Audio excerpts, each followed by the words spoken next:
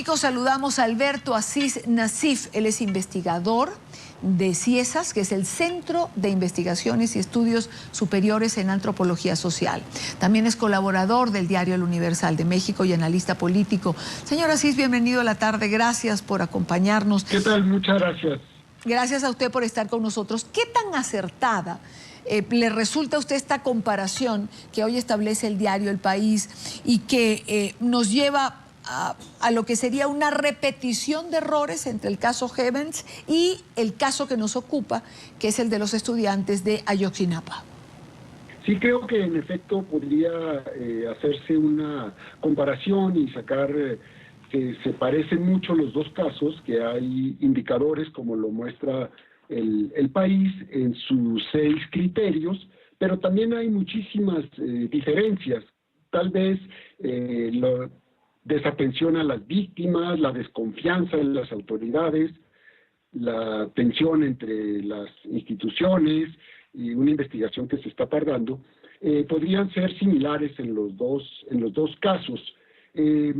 Creo que el contexto social es radicalmente diferente y los efectos que ha tenido socialmente en el país y a nivel internacional son también muy, muy diferentes. Entonces, habría que diferenciar entre estos dos elementos. Ahora, señor Asís, lo que evidentemente hay es, por ejemplo, un retardo en reaccionar por parte de las autoridades. ¿Y qué pasa con las investigaciones? Es decir, el Estado federal, las autoridades federales, no reaccionan o no dan las respuestas que la sociedad está esperando ante eventos de este tipo.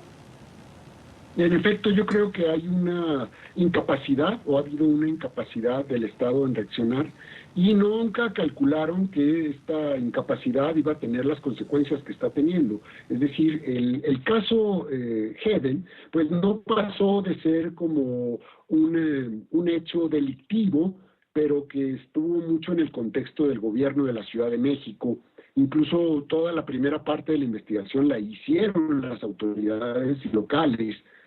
En el caso de Iguala, el caso de las 43 listas, es bastante distintivo.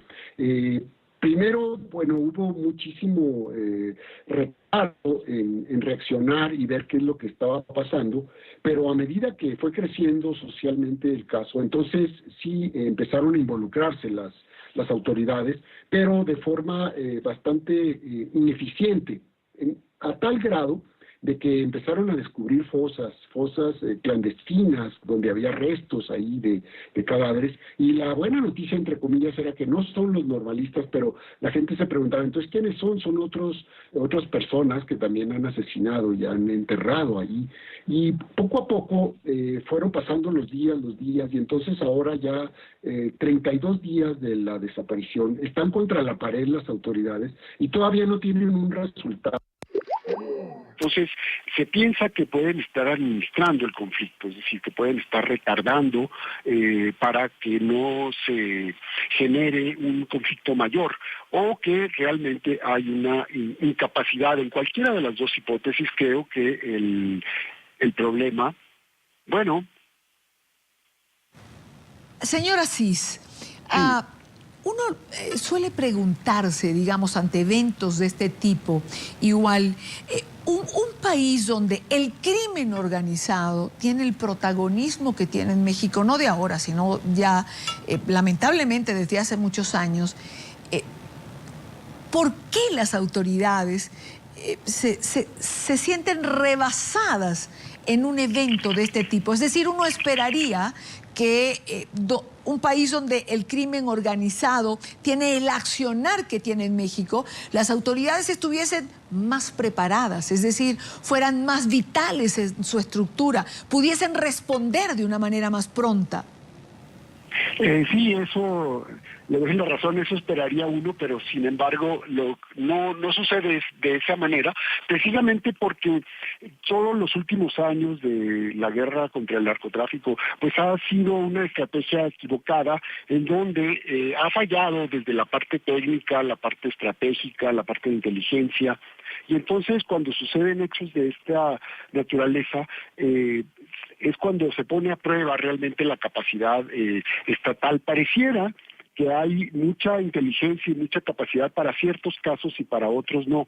Entonces, como que hubiera cierta selectividad, digamos, en la impartición de justicia y en la importancia que le dan a los casos. Ahora, la presión es internacional sobre el caso y entonces las autoridades están, en efecto, contra la pared, contra las cuerdas, y no logran tener un resultado convincente, transparente, en fin, ¿no? Eso las deja muy mal paradas ante los organismos internacionales, Naciones Unidas, el Parlamento Europeo, toda la prensa internacional que reclama resultados, ¿no? Y además, pues, las familiares de las víctimas que están ejerciendo una presión muy importante.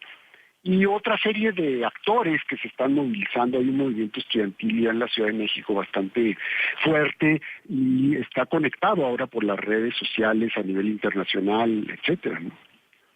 Bien, quiero agradecer a Alberto Asís Nassif, él es investigador del Centro de Investigaciones y Estudios Superiores en Antropología Social. Muchísimas gracias, señor Asís, por acompañarnos en NTN 24. Al contrario, con mucho gusto. Muy buenas tardes. Buenas tardes también para usted.